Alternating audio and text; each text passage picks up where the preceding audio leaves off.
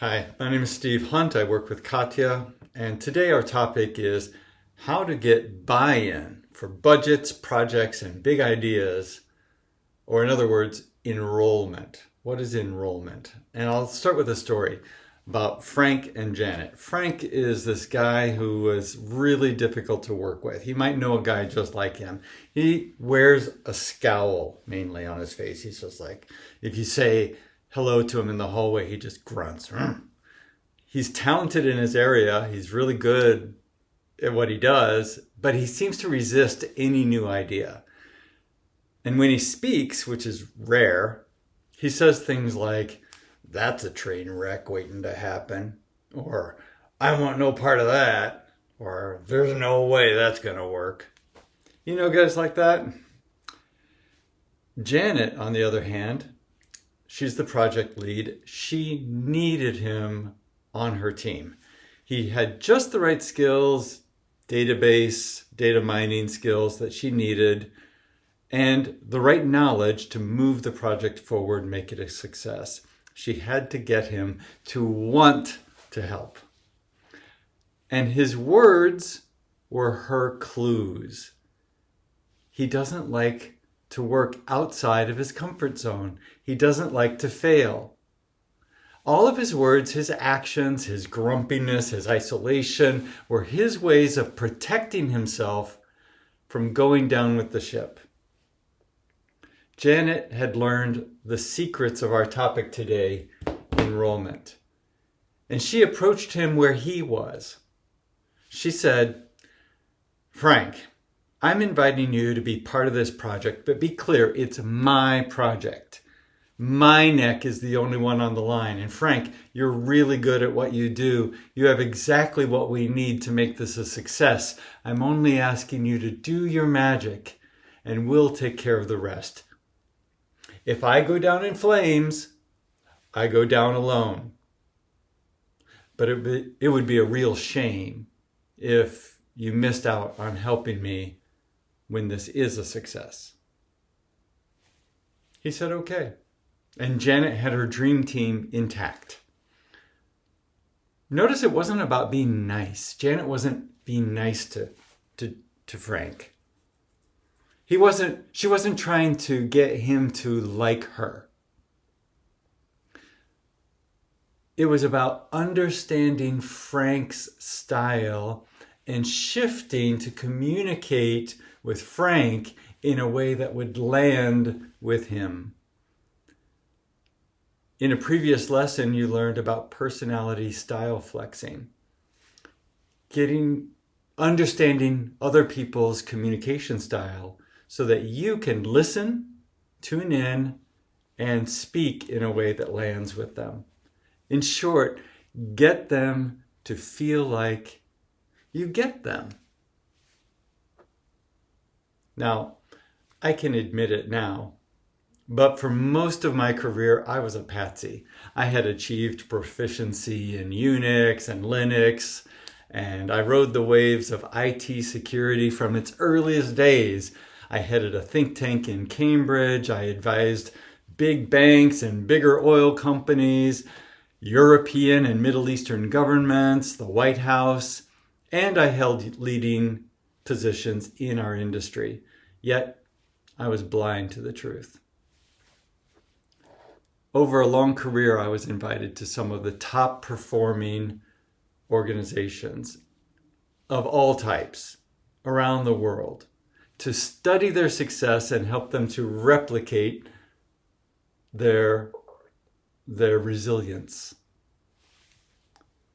And my job for most of my career has been to help those organizations, over 400 now, to do IT security and IT better. My teams and I were searching for those elements of success that the best and most resilient organizations had in common.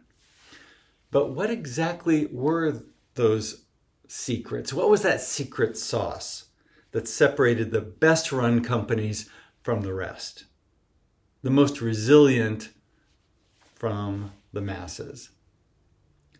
My clients believed that if I could identify and bottle the success of the most resilient organizations, then we can apply the same architectures and technologies and policies in place of the reactive firefighting approach used by poorly managed organizations.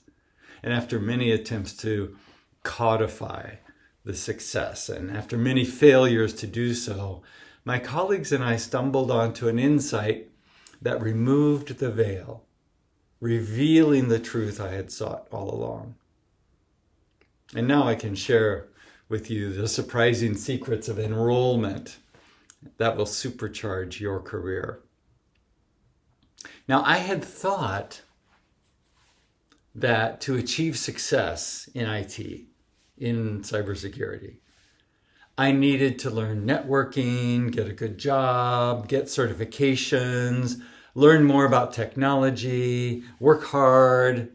I added management courses on top. But that was not the path to success. That was a path to a plateau that many of you may be feeling. A path to getting pigeonholed as a technology manager. A glass ceiling that I made for myself, the same that many of you are making for yourselves. Our LinkedIn profiles and our resumes are filled with technology jobs and skills that are like we're being a team leader or we're a middle manager or whatever. And maybe we're a senior manager, but we all end up known by everyone around us as techies or technology managers. The true path to success, to a life where you feel like you're living the life you always wanted to live, is much different. The path to more money, more influence, more recognition, more happiness at home has nothing to do with your certifications or your hacking skill or even your management credentials. When I found the keys to a super successful career, it was like a fog lifted, and I saw some security professionals making a lot more money than others, IT professionals who lasted much longer at their jobs and made hundreds of thousands of dollars more, consultants and service providers who made revenue hand over fist. So what did they have that the rest of us didn't? The most successful, highest paid IT professionals did something different. They talked differently. Okay, think about your car for a moment. When you're cruising around, running errands, you hit the brakes to stop, right? But your intention when you got in the car was not to stop. If it were, you would just not go anywhere in the first place. We have brakes on a car so we can drive fast, so we can zig and zag through traffic and get where we want to go as assertively as we want. Brakes and airbags and all the rest give us confidence to drive as fast and far as we want, to unleash the potential of our car. Cybersecurity, for example, is like brakes on a car for the business. It gives the business executives confidence to thrive amid risks, to unleash the potential of their business. You hear how I did that? The most highly paid IT professionals talk like that. They talk about the value that technology services provide for the business and not the costs that the business can avoid. That was my brand. That's how I made my living for 30 years, talking about the value of IT investments. And I became a master enroller in the process. And now I'm going to show you exactly how to do it. But first, are you ready to give up what you have in order to get what you want? Are you ready to give up the status quo, the way things always seem to be? Are you ready to give that up so that you can have something different? More money, more respect, more buy-in for the projects and the promotions that are important to you. How would it feel if senior management invited you to meetings and they were genuinely interested in your input? Imagine IT directors and managers enthusiastic to roll out the next IT project that you propose. Think what it would feel like to know that you are respected and valued by management. What would be possible then? What dreams would you dream up and create because you knew nothing would stop you? Well, for one thing, you would get all the budget you want for all the projects you know are necessary. You'd get headcount and contractors and vendors to support you. You'd get results. You'd get pay raises and promotions. You'd enjoy going to work. You'd enjoy going home and unplugging after work. And it only takes one shift. Here it is. No one cares what your budget requests are. No one cares what projects you think are best. No one cares about what you do. They care about what you can do for them. What you make possible for them. It's not about you at all. Martin Luther King stood up and said, "I have a dream." And other people said, "Oh my gosh, that's so cool. I have a similar dream." It's not about them. It's about what they want. So there are some steps to enrollment that you can follow to create alignment with your vision, an alignment with your dreams. Number one is establish relationship. Establish relationship. That means use the personality styles that you've learned. Identify what personality style they are. Identify what personality style you are. I am an analyzer. I am a controlling analyzer. Controlling analyzer. And a lot of senior executives are promoting controllers or controlling promoters. Okay? Can you picture that based on your previous work? Okay. So establish a relationship by doing what Stephen Covey says in his great book. Where is it? It's right here. You've probably seen it. You have it on your bookshelf. Maybe you haven't read it in a while. I pick it up every year or so. He says, seek first to understand. Seek first to understand. That means adapting your listening, tuning in to the other person to understand what's going on with them. Really understand, listen between the lines. The next step is to create value. Now, I will say there's a hack to creating value. And the hack is listening. When we listen, we're already creating value. People already feel like there's some relief, some release happening for them because somebody is listening, truly listening to what's bothering them, what their dreams are, what their hopes are. You're already creating value when you listen. So continue to create value by asking questions. Asking questions. I hope you're writing this down. Relationships, seek first to understand. Create value is ask questions about their future. Ask questions about what they want. And third, be their advocate. Be the person who can help them see that it's possible. Be their champion. This is about possibilities. This isn't about looking at all the problems that they have to solve to get there. I know a lot of you are analyzers like me. We love to see the problems. When we listen to people, we're listening for errors in their thinking.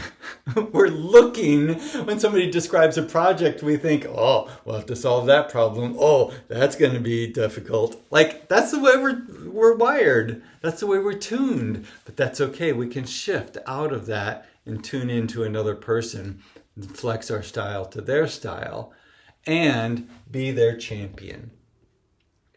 We can share our experience, our wisdom, our belief in them, our faith in them.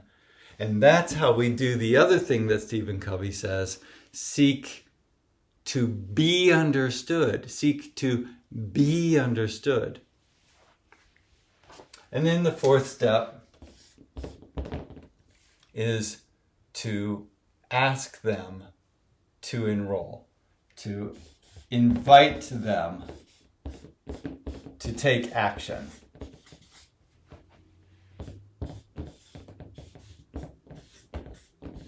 Ask them to act.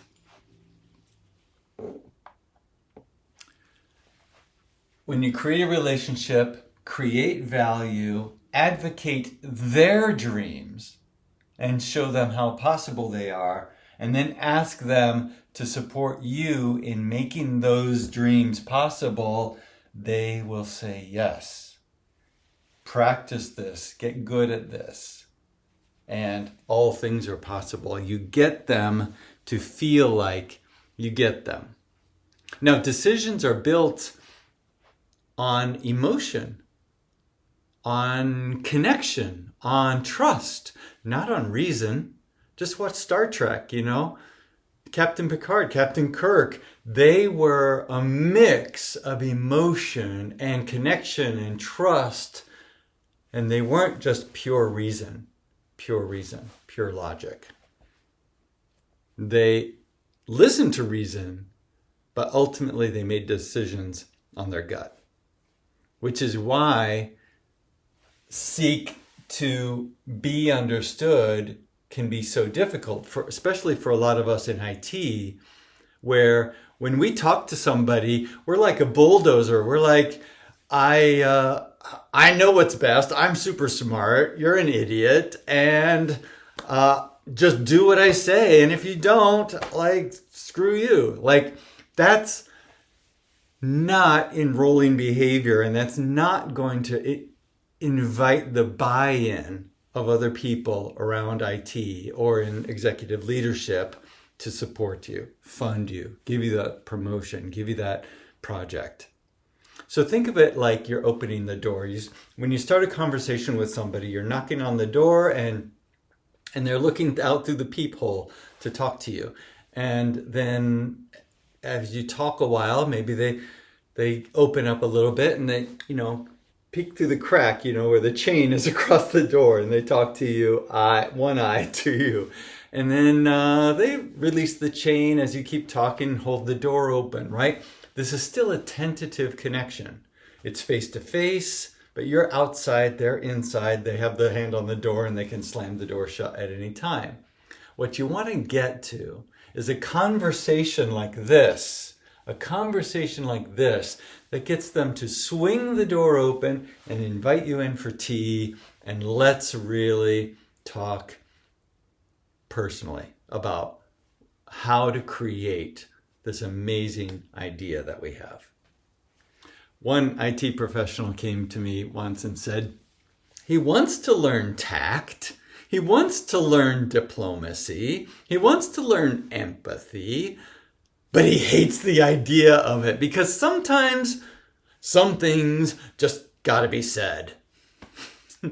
I told him that communication is two-sided. There's the part that needs to be said, and there's the part that needs to be received. So if we're constantly bulldozing someone with our words, with our opinions, with our superior knowledge, we're going to bulldoze them and tear them down. We're going to tear down whatever we hit.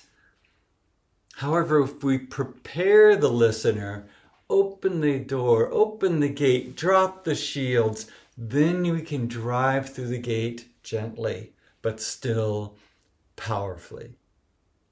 That's the difference. That's how to create enrollment. Not thinking that they're idiots if they don't do what you say. You know, we have conversations as IT professionals where people are talking and we're thinking about what's wrong with what they're saying. We're thinking about what we think about what they're saying. We're composing our response, what we'd love to say to them about what they're saying. And it's like 3 or 4 conversations going on in our heads and none of them are listening. So enroll them in the idea. The last time you enrolled in something, you gave it your all. You enrolled in college, you enrolled in military service, you enrolled in training programs. You were 100% in, full body enrollment. And that's what you get to create. Once you learn enrollment, you know it forever. Once you master enrollment, you're a master enroller in every corner of your life. With your wife, your husband, your kids, your colleagues, your executives. Executives will want your guidance. Your colleagues will want your advice. And that's what I teach my executive coaching clients, leadership teams all around the world. Because when we enroll people into their vision, we connect more deeply and create more influence. Enrollment happens everywhere. It happens in cubicles, in commissaries, in conference rooms. It improves friendships. It improves marriages. And it certainly gains IT professionals more budget, more success, more money, more respect from management and end users. And you already have some natural skill at enrollment. Anytime you've influenced your spouse to take out the garbage or see that action movie, you've demonstrated enrollment. So do you want to improve your skills? Do you want to have influence on senior executives and customers and peers? Do you want unlimited budget? A pay raise? Do you want enthusiastic support from management? Then do this. 6 of my clients recently increased their income by $100,000 or more. And got 1 or more promotions by becoming master enrollers. Now, these were cloud security architects, Splunk admins, infrastructure managers, regular folks like you and me. And now, 4 of them have C-level titles for the first time. Security is not the point. Doing IT work is not the point of what we're doing in our jobs.